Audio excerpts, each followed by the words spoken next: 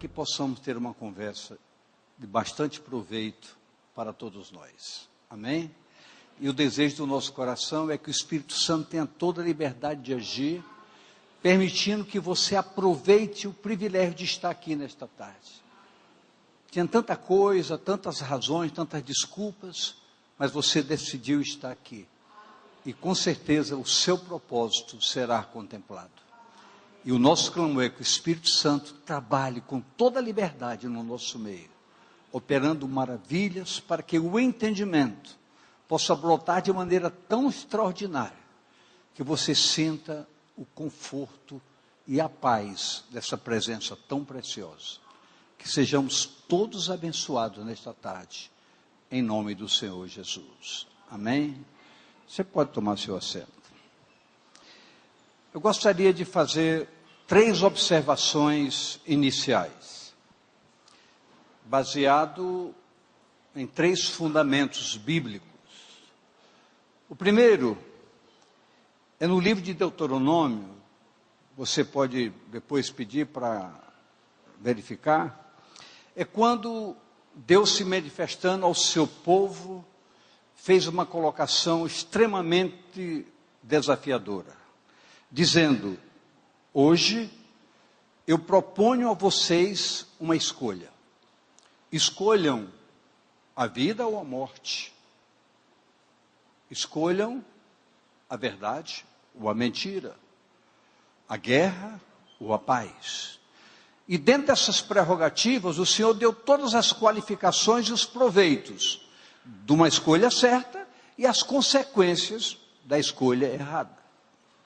O segundo ponto está no livro de Malaquias, no capítulo 3, verso 18, que diz que Deus mostraria, no determinado tempo, a diferença entre quem serve a Deus e quem não serve a Deus. Isso Deus deixou bem claro: vocês verão um diferencial entre quem serve e quem não serve. É como se ele dissesse: escolham o que fazer, a quem vocês vão servir. E o terceiro foco é no livro de Apocalipse, lá no capítulo 20, nos capítulos 20 e 21, no 20 fala sobre a primeira ressurreição dos justos, e lá qualifica: quem participar da primeira ressurreição não participará da segunda morte. Essa segunda morte já está explicitada no capítulo 21. Mas o que significa a segunda morte?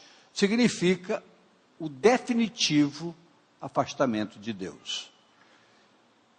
Também é um desafio, e é importante que toda a igreja pesquise no livro de Apocalipse essas verdades que são reais, absolutas, e que a gente precisa não se preocupar, mas construir um propósito de vida que nos coloque no lugar certo. Mas é importante o meditar. E nesta tarde, nós precisamos conversar muito seriamente sobre um assunto que eu mesmo aqui já falei várias vezes, inclusive recentemente, mas eu, meditando seriamente sobre isso, e sendo provocado para um entendimento mais sério, vamos buscar um aprofundamento nesse assunto que gostaríamos de compartilhar nesta tarde. É o que diz respeito ao novo nascimento. É uma pergunta que precisa calar profundamente na nossa individualidade. É como se você hoje se perguntasse, no dia de ceia, de um momento tão precioso, perguntar: verdadeiramente, eu sou nascido de novo? É uma pergunta que você pode se fazer. E nós vamos fornecer material para que essa pergunta possa alicerçar esse momento na sua vida. Eu gostaria de usar um texto do Antigo Testamento que rigorosamente fala sobre isso. Eu vou citar o texto, mas só mais para frente, que nós iremos abordar mais profundamente esse significado. É no livro de Isaías, capítulo 22, versos de 12 a 14, que diz assim: Verso 12. E o Senhor dos exércitos, vos convidará naquele dia, no dia da tomada de consciência, o dia de uma convicção verdadeira de quem somos diante dele. Naquele dia, convidará ao choro e ao pranto, e ao rapar da cabeça, e a cingidouro de cilício. Aquele momento de plena contrição que a igreja precisa experimentar. No verso 13, ele diz o seguinte: mas eis aqui gozo e alegria, matam-se vacas, degolam-se ovelhas, come-se carne, bebe-se vinho, e diz: comamos e bebamos, porque amanhã morreremos. A fisionomia de uma igreja acomodada, que deixou que o mundo entrasse pelas suas portas, e religiosamente ficou confusa, perdida, precisa se reencontrar. E por fim, o Senhor estabelece um decreto forte. Verso 14. Mas o Senhor dos exércitos, se declarou aos meus ouvidos, na intimidade de quem o busca, de quem prazerosamente pesquisa com oração a palavra, que se interessa em buscar uma intimidade real com o Senhor. E ele diz: certamente que essa maldade será expiada até que morrais, diz o Senhor, Jeová dos exércitos. Queridos, quando se medita, nós podemos detectar algo interessante. Há palavras que se revelam na simplicidade da sua informação. Deus é amor. Vamos saber, Deus é amor. Deus é amor. Outras, todavia, dependem da busca objetiva de cada um, buscando na revelação o devido entendimento. E daí a importância do compromisso pessoal com a palavra em oração, a fim de que o Espírito Santo possa ocupar o devido lugar em nossas vidas e exercer a razão da sua vida. Jesus foi muito claro: Ele, o Espírito Santo, vos ensinará todas as coisas. O que é que o Espírito Santo ensinará? Todas as coisas. O que significa todas? Todas. Então é preciso entender isso, para não termos justificativas vãs. Ele, Espírito Santo, nos ensinará todas as coisas. Daqui a pouquinho você vai ver um texto que eu vou ler aqui, mostrando que nem sempre a presença nos cultos, nem sempre o prazer de cantar, entregar seus dízimos, suas ofertas, nos leva a uma plena consciência do que é o Evangelho, verdade para ser vivido. O compromisso, igreja, sério do púlpito,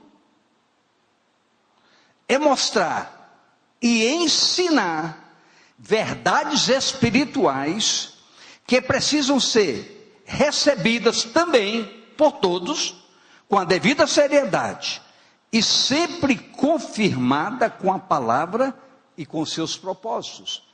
O que eu quero dizer com isso é que o púlpito não pode tão somente ser sua atração e seu propósito de entendimento da verdade.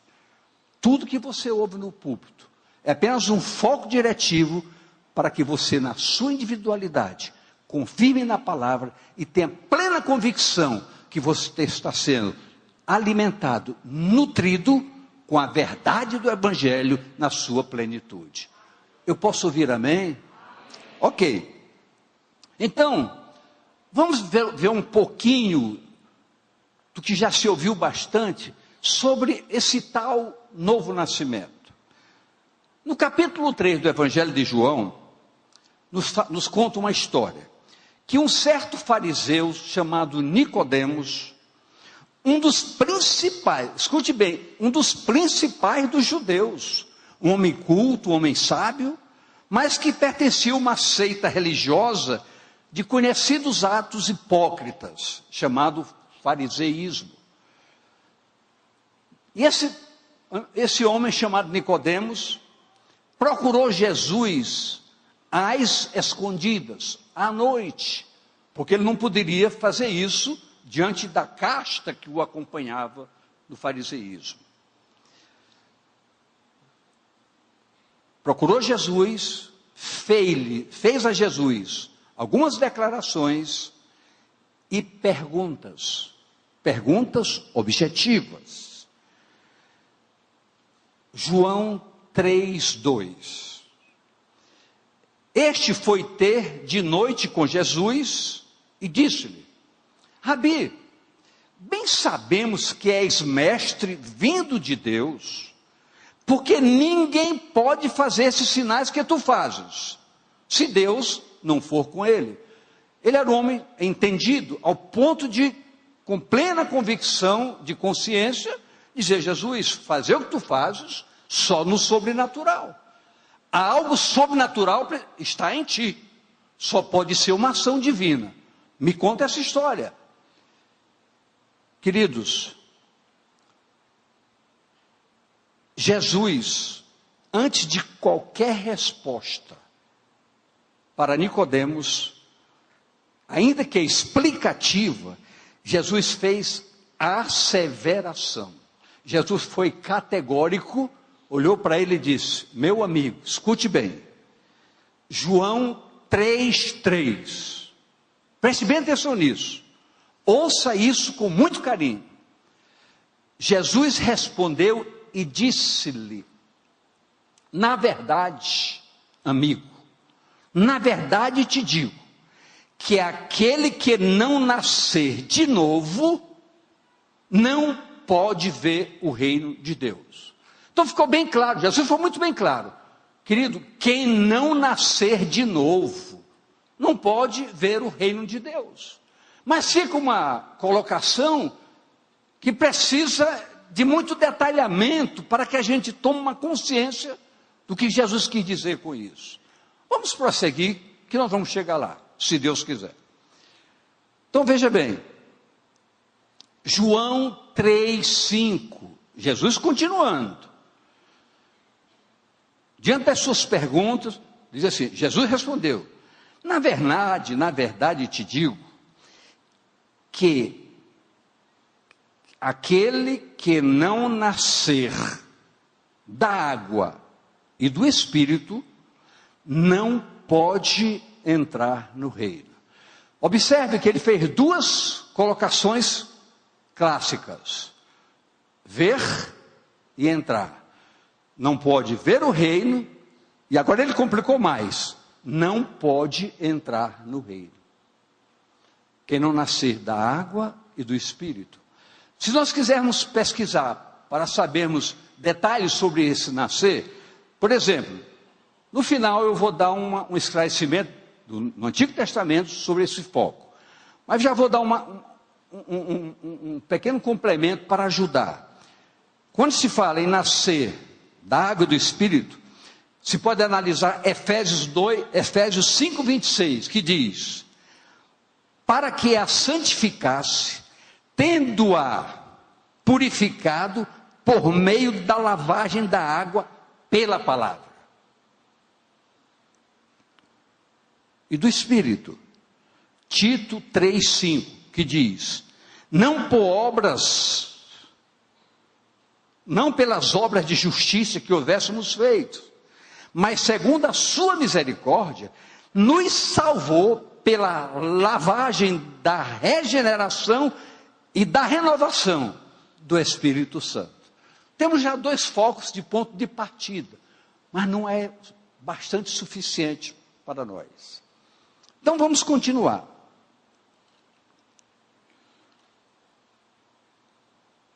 Jesus então fez um destaque eu coloquei aqui, desafiador. Por quê? Jesus disse em João 3,6, preste bem atenção. Olha que ele disse, olha, Nicodemos, o que é nascido da carne é carne. O que é nascido do Espírito é Espírito.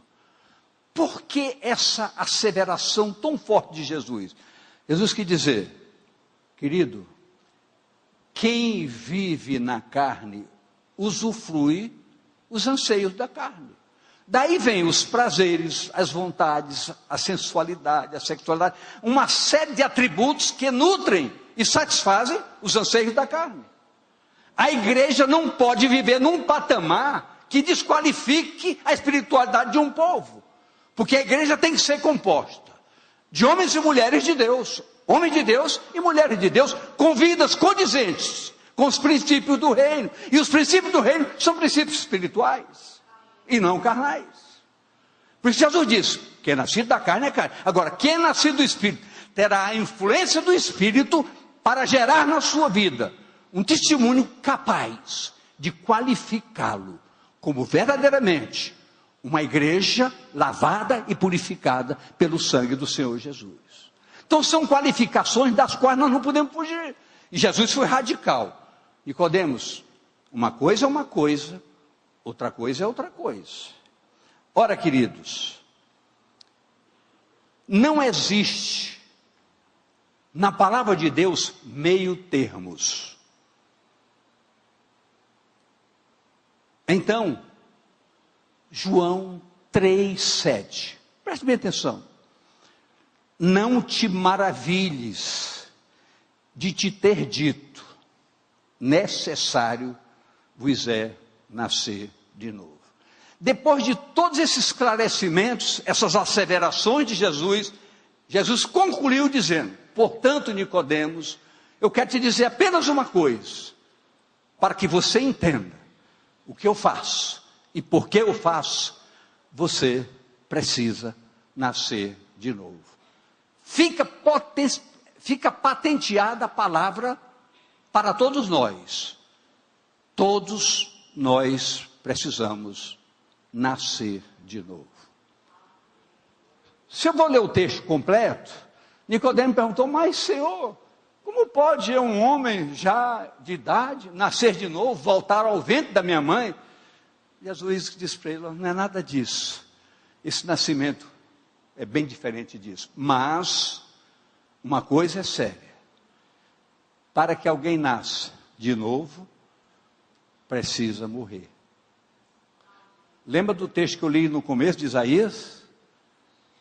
O Senhor dizendo na revelação, importa que você morra numa consciência. Ok, vamos chegar lá, se Deus quiser. Não há outro caminho para isso. O caminho é o entendimento. Mas escute, a salvação, o que eu falei? Então diga comigo, a salvação, agora preste atenção, tem o seu caminho rigorosamente a ser percorrido. A salvação não é um fato distante que alguém ouve, tomei posse. Não, a salvação é uma conquista. Tanto é que a Bíblia diz, desenvolva a sua salvação com temor e tremor. Quer dizer, é um processo de descobertas, que só se conhece quando se aprofunda na meditação com a oração da palavra. Por quê? Salvação não é um fato, é uma história de vida, que gera um estilo de vida, mudança radical de comportamento. Ora, se tem um caminho rigorosamente a ser percorrido, a figura do novo nascimento tem também dimensões específicas, que precisam ser aprofundadas para não permitir um equívoco terrivelmente perigoso chamado religiosidade. Porque muitas vezes, queridos, Nós não estamos percebendo. E tem um detalhe que eu quero aclarar para todos nós. Nós muitas vezes nos desgastamos da verdade, nos afastamos da verdade, involuntariamente, porque nós achamos, eu vou aos cultos, eu dou meu dízimo, eu dou minhas ofertas, eu canto, eu choro, eu me entusiasmo. Amém. Há sermões que são ministrados no púlpito que mexem com a sua sensibilidade. Pode realmente fazer você chorar, mas não quer dizer que se transforme a sua vida. Não é por emoções que se chega ao céu, pelo caminho que é Jesus só. Nós temos que entender isso. Então o propósito nosso é aclarar, é levar fundamentos esclarecedores, para que o apropriar-se da verdade, por parte de cada um, as coisas mudem radicalmente em nossas vidas. Mas escute.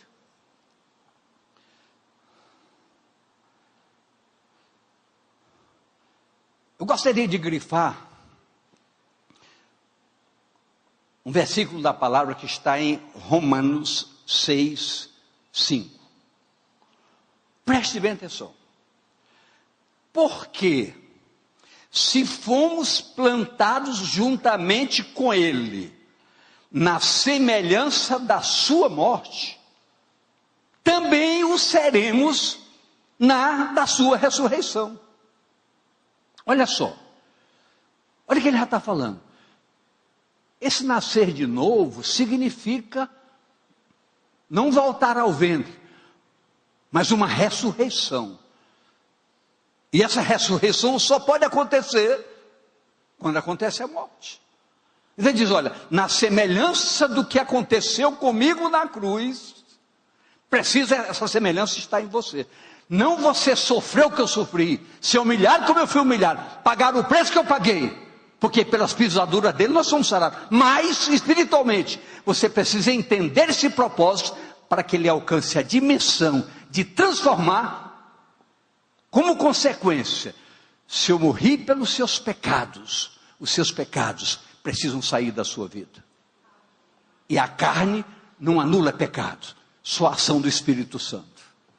Então você tem que morrer para a carne, mas nascer para uma nova vida.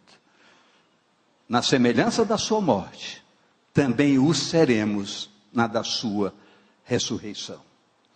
Ora, aí há um se, entre aspas, um se quisermos usufruir de uma ressurreição de vida, precisamos participar espiritualmente da morte, da cruz. Escute, muitas vezes nós temos uma vida religiosa e não percebemos, como eu disse há pouco. Eu vou dar um exemplo. Olha esse texto aqui, em Atos 19, de 1 a 7. Olha o que está escrito aqui. E sucedeu que enquanto Apolo estava em Corinto, Paulo, o apóstolo Paulo, tendo passado por todas as regiões superiores, chegou a uma cidade chamada Éfeso. E achando ali alguns discípulos, quem foi que ele achou ali, queridos? Eu queria que você entendesse, de repetir isso para mim. Quem ele achou ali? Discípulos, eram discípulos.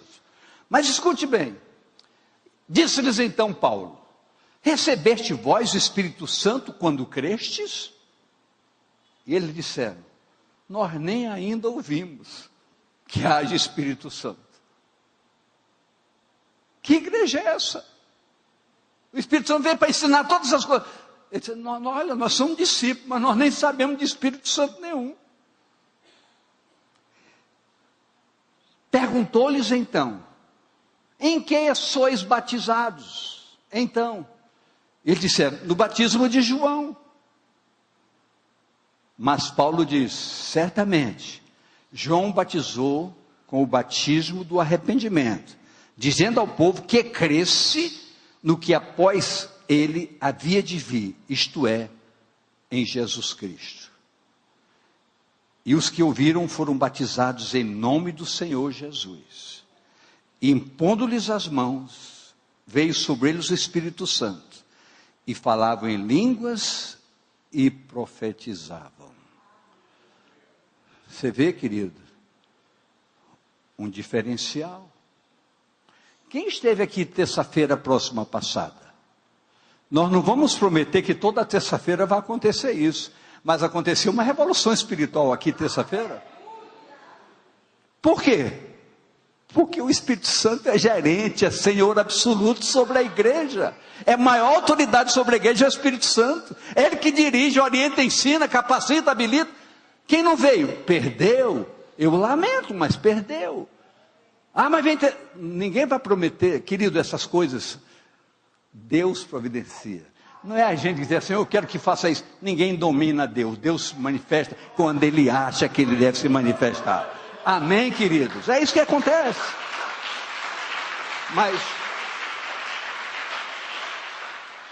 Mas o púlpito precisa evidenciar essa unção capacitadora, porque o púlpito gerencia o foco. Quem age é o Espírito, mas o púlpito gerencia os fatos. Com o quê? Com a palavra. Então, Paulo se deparou com essa igreja que nem sequer sabia que havia o Espírito Santo. Queridos, ei, olhe para mim.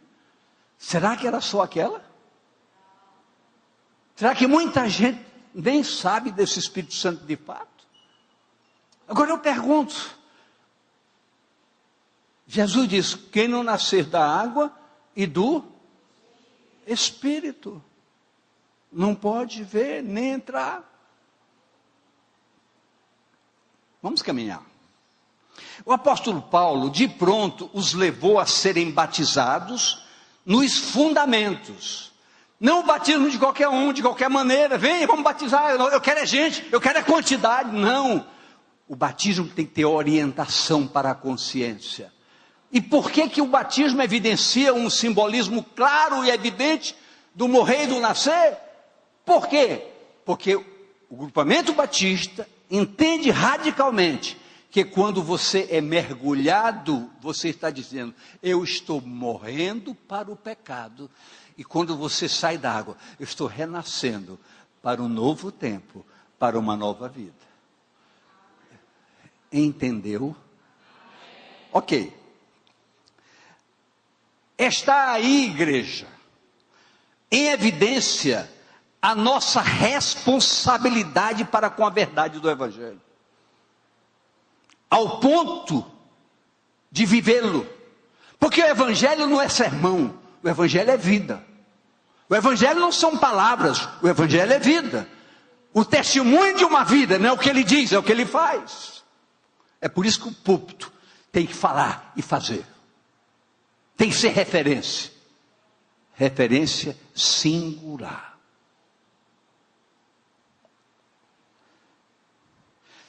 Temos clamado veementemente ao Senhor Deus para um despertar da igreja, objetivando, dentro da possibilidade de cada um, uma participação mais contundente como corpo. Queridos, historicamente, essa religiosidade, ela vai contaminando a gente e a gente não percebe. Por exemplo, eu venho ao culto quando eu quiser, o dia que eu quiser. Tem gente que terça-feira, culto de doutrina,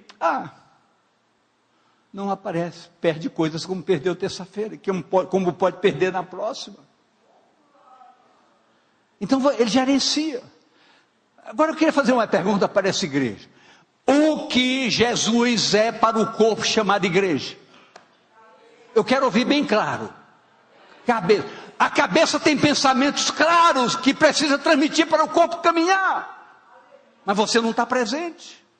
Aí cai na história das 10 virgens. 5 prudentes e 5 nécias, 5 tolas. Não estavam presentes, não se prepararam, não tinha azeite, não tinha unção, perdeu a bênção. Queridos, estratégias não são fundamentos, mas ajudam muito. Por exemplo, a gente oferece culto de noivo. O Ministério da Família aqui tem cursos, mais cursos, mais cursos. A gente está promovendo esse encontro em novembro em Salinas, num hotel de qualidade, por causa do luxo? Não, para nós separarmos o momento para entender a integração que precisa haver na família da igreja. Trazemos pessoas especializadas com esse propósito de ajudar. Falar nisso, qual é a próxima reunião de sexta-feira, quando vai ser? Hein? Já é a próxima, na próxima sexta-feira, nós vamos sortear, só para quem não pode, uma ida a Salinas, para o casal, sem nenhum ônus. Mas só os que não podem. Dá o dia da sexta-feira? Dia 7 de outubro. Então, nessa sexta-feira, a pastora Renata ela vai bolar como fazer, mas só se você realmente não pode, se inscreva. Porque aqui nós vamos tirar um casal para ser abençoado com essa ida. Amém? O que é que eu faço? Ore. O que é que eu faço? Jejue. O que é que eu faço? Clame. Sabe por quê? Tudo é possível àquele que crê. Amém, queridos? O profeta Isaías, você sabe que o profeta Isaías, ele estava falando para quem? Para o povo de Deus. E ele foi categórico na revelação de Deus. Até que morrais. Enquanto você não morrer, você não vai entender o que é salvação. Mas vamos chegar lá com mais detalhes. Só um minutinho. Vamos ver 2 versos da palavra aqui, em Romanos 5, 8 e 6, 3. Olha aqui de Romanos 5, 8. Mas Deus prova o seu amor para conosco, em que Cristo morreu por nós, sendo nós ainda pecadores. Insiste, insiste, insiste. Ainda pecadores, Cristo morreu pelos nossos pecados. Romanos 6,3. Ou não sabeis que todos quantos fomos batizados em Jesus Cristo, fomos batizados na sua morte. Ou seja, fomos batizados no entendimento. Aquilo que eu disse há pouco. O batismo significa, eu declaradamente, conscientemente, entendo que preciso abandonar o pecado. Então eu estou aceitando a Jesus, morrendo para o pecado e renascendo para uma nova vida. Isso é um ato prático. Só que, por trás dessa praticidade, há uma essência espiritual. Não se brinca com coisa séria. Porque esse batismo pode ser apenas um mergulho. Para muita gente, apenas um mergulho. Sabe por quê? Porque depois que você tem um ato declaratório, eu estou morrendo para o pecado, você vai ser provocado. Você vai ser tentado. O diabo vai dizer, você está enganado. Só se vence o diabo na força do Espírito Santo. Senão você não vence. Você não é um derrotado, você é um mais que vencedor em Cristo Jesus. Você, estou falando com você, olhando para você, você não é um derrotado. Mas escute, queridos, para todos os que experimentam um novo nascimento debaixo da essência da graça de Deus em Cristo, recebe uma titulação de conforto. Quer ver? Escute. Olha o que nos diz Efésios 2, 4 a 6. Olha o que está escrito aqui. Mas Deus, que é riquíssimo em misericórdia, pelo seu muito amor com que nos amou, estando nós ainda mortos nos pecados, nas ofensas, nos vivificou, ou seja, nos deu uma nova vida juntamente com Cristo. pela graça dele somos salvos. Agora olha o verso 6. E nos ressuscitou juntamente com ele e nos fez assentar nos lugares celestiais em Cristo Jesus. Olha o privilégio de uma igreja séria. Mas pastor, o pecado bate na porta toda hora. Queridos, é só na sua porta que ele bate? Bate na do pastor Monteiro, do pastor Jeff, bate em todo mundo aqui. Bate na porta de todo mundo. Eu acho graça, mas eu nunca esqueço. Eu estava ministrando para algumas senhoras, não sei porque o momento que eu falei em pecado, e ela disse assim, mas para o senhor é fácil, o senhor é pastor, o senhor não peca. Tomara que ela fosse profeta.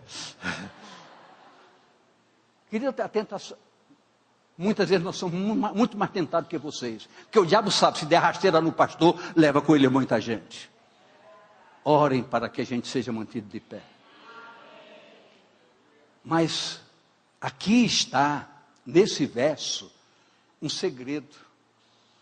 Porque quando nós estamos numa vida íntegra de fé e compromisso com Deus, nós estamos assentados juntamente com Ele. E se nós formos estudar a palavra, no próprio livro de Efésios diz, quando nós estamos lá, nós estamos acima de principado, de potestade, de toda a força que se nomeia, tanto no céu como na terra. Então, todas as forças não nos alcançam. É por isso que a Bíblia diz, os meus, o diabo não toca. Por que ele não toca? Eles estão andando pela rua? Não, eles estão no corpo, mas em espírito estão assentados na minha presença, acima de tudo isso, e ninguém pode tocar numa igreja santa. Ninguém pode tocar. É um novo tempo, uma nova realidade, igreja, e nós precisamos viver isso correndo. O tempo urge, o tempo corre, nós temos que mudar certas atitudes. Tem muita gente para ser conquistada, tem muito parente seu se perdendo. Convide, traga, use uma estratégia. Olha, vai ter um encontro. Falar nisso, nós vamos estabelecer agora um sistema de encontro, pelo menos uma vez por mês. Tem encontro só para incrédulo. Preços módicos. O almoço vai ser café com farinha no café da manhã, feijão com arroz e charque. Nós queremos é ganhar vida. Não é com a barriga, é com a ação do Espírito Santo. Queridos, preste bem atenção. Apesar de toda exposição indiscutível da palavra, toda, ainda se pergunta, mas pastor, o que é nascer de novo? Eu pensei dessa maneira. Eu disse, eu não tenho como esgotar, porque é inesgotável. Mas eu vou tentar mergulhar um pouco mais. Escute bem. O homem criado por Deus foi afastado da sua presença por causa de quê? Do pecado. Então, digo, o homem foi afastado por causa do pecado. Esse afastamento, separando o homem de Deus, qualifica o homem como inimigo de Deus. O pecado torna o homem inimigo de Deus. Deus visitava Adão e Eva no cotidiano. Quando eles pecaram, receberam um pontapé e foram para longe, se tornaram inimigos. Mas escute bem, por favor. Toda a ação da graça de Deus em Cristo nos mostra Jesus assumindo nossa culpa e pagando o preço dos nossos pecados. A Bíblia diz que Deus o fez pecado por nós para que nós fôssemos feitos justiça de Deus. Então, pelas suas pisaduras nós fomos sarados. O castigo que nos traz a paz estava sobre ele. Então, assumimos um compromisso agora. Nós não devemos mais nada. Mas, assim como ele morreu, na essência, espiritualmente, nós temos que entender o que é morrer para o pecado. Preste bem atenção. Isso não é uma fantasia. Isso é um fundamento que nos assegura a plena libertação da culpa. A apropriação desses fundamentos pela fé nos leva à consciência de participarmos intensamente desse mistério chamado cruz. Agora, vamos para 2 textos conhecidos, mas que hoje eles precisam ser totalmente diferentes. Eu já estou atrasado. Romanos 6, de 6 a 8, vou ter que correr um pouco. Sabendo isto, que o nosso velho homem foi com ele crucificado, o homem do pecado, para que o corpo do pecado seja desfeito, morra, a fim de que não sirvamos mais ao pecado. Porque aquele que está morto, está justificado do pecado. Então por isso que o novo nascimento tem que gerar morte, isenção do pecado. Ora, se já morremos com Cristo, cremos que também com Ele viveremos. Agora preste bem atenção. Quando nós nos afastamos por causa do pecado, nós nos tornamos inimigos. Inimigos. Essa inimizade precisava ser destruída. Então, como foi essa inimizade destruída? 2 Coríntios 5, 17 a 19. Assim que se alguém está em Cristo, isso todo mundo sabe até decorado. Nova criatura é, as coisas velhas já passaram, eis que tudo se fez novo. Agora vejamos os versos 18 e 19. E tudo isso provém de Deus, que nos reconciliou consigo mesmo, por Jesus Cristo, e nos deu o ministério da reconciliação. Olha o inimigo se tornando agora amigo. Verso 19, isto é, Deus estava em Cristo reconciliando consigo o mundo, não lhes imputando os seus pecados, e pôs em nós a palavra da reconciliação. Então, não há mais inimizade. Por quê? Porque a cruz anulou inimizade. Cruz significa o quê? Morte e ressurreição. Jesus. E para nós, morte para o pecado e nascer de novo para uma nova vida. Está bem claro. Não está esgotado, mas está bem claro. Amém? Quem entendeu me deu um sinalzinho assim. Só faço, deu uma palavra. Eu entendi. Ok. Ora, quero voltar agora para o texto original, o texto básico. Isaías 22, 12 a 14. 3 coisas de destaques aí para a gente concluir com o entendimento. Primeiro, o verso 12. E o Senhor dos Exércitos, vos convidará naquele dia ao choro, e ao pranto, e ao rapar a cabeça, e ao cingidouro do cilício. Eu pergunto, quem aqui, em momento terrível de erro, já se prostrou no chão, chorando, gritando, pedindo perdão e misericórdia? Quem? Todo mundo. Mas fazer só isso, não adianta nada. Vê um segundo ponto. Verso 13. Mas eis aqui gozo e alegria, matam-se vaca, degolam-se ovelhas, come-se carne, bebe-se vinho, diz, comamos e vamos, amanhã morreremos. Queridos, eu quero voltar ao segundo tópico que eu fiz a referência no começo. O Senhor diz, eu vou mostrar a diferença entre quem me serve e quem não me serve. Se eu sou convidado a ir a um lugar, nesse lugar eu tenho que mostrar o que eu sou. Mas está todo mundo bebendo lá. Eu não. Eu não bebo.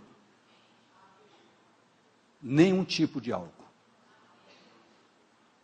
Mas está todo mundo dançando, pulando. Problema deles. Eu não sou assim. Mas todo mundo usa a roupa da moda. Porque a roupa da moda agora, a mulher está vestindo roupa longa, né? Mas rasgada até aqui. Nós somos diferentes. Quando não é muito comprida, é muito curta. Querido, nós somos diferentes. O Senhor disse, eu vou fazer diferença entre quem me serve e quem não me serve. Isso não é insignificante. Isso é um chamado que o verso 13 está dizendo. O que a gente vê é o mundo dentro da igreja e a igreja correndo atrás do mundo. Que igreja é essa, irmãos? É a igreja que vai para o céu? Eu quero ir para o céu. E vou pregar sobre isso a vida toda aqui. Enquanto Deus me der vida, eu vou ministrar sobre a verdade do Evangelho. E creio que todos os pastores aqui pensam da mesma maneira. Graças a Deus por isso. Mas escute agora o que você vai entender o que é novo nascimento. Olha o que está escrito no verso 14. Bem profundamente. Mas o Senhor dos Exércitos se declarou aos meus ouvidos. Naquele momento do desespero, ele fala, ele responde, dizendo, certamente, só é possível que toda essa maldade saia da sua vida, até que você morra para elas. Diz o Senhor Jeová dos Exércitos. Amém, querido? A quem pode ouvir, o Senhor fala pelo profundo do relacionamento. O perdão chama a morte para a vida. Ou seja, eu falei, quando Jesus disse, quem não nascer da água do Espírito, eu disse que no final eu daria um reforço sobre isso. Então eu quero concluir dando essa mostra fundamental, que está em Ezequiel 36, 25 a 27. Então, mortos para o pecado, nascidos de novo, o que vai acontecer? Então, espalharei água pura sobre vós, e ficareis purificados de todas as vossas imundícias, e de todos os vossos ídolos vos purificarei. Água, quem não nascer da água. Continua. E vos darei um coração novo, e porei dentro de vós um espírito novo. Tirarei o coração de pedra da vossa carne, e vos darei um coração de carne. E porei dentro de vós o meu espírito, e fareis que andeis em meus estatutos, e guardeis os meus juízos, e os observeis. Isso é nascer da água e do Espírito. Isso é começar um novo tempo. E o desejo do coração do vosso pastor é que esse novo tempo chegue a cada um de vocês. Hoje, agora, já. Em nome de Jesus. Amém. Amém mesmo. Fique de pé.